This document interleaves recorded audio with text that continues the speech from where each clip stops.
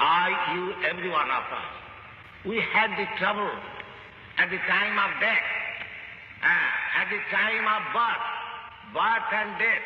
We are living entities. We are living soul. Birth and death takes place of this body. The body takes birth and the body is vanquished. Death means sleeping for 7 months. That's all. That is death.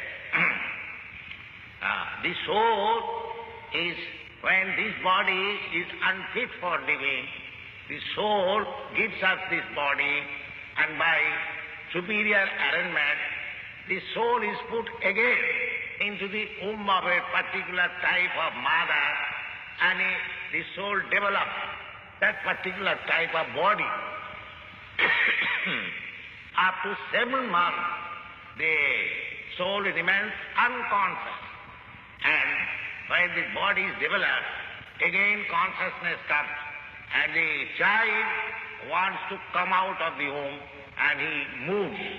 Every mother has experienced how the child moves at the age of 7 months within the womb. So it is a great science how the soul, living soul, is in contact with this material body, and how he is transmigrating from one body to another.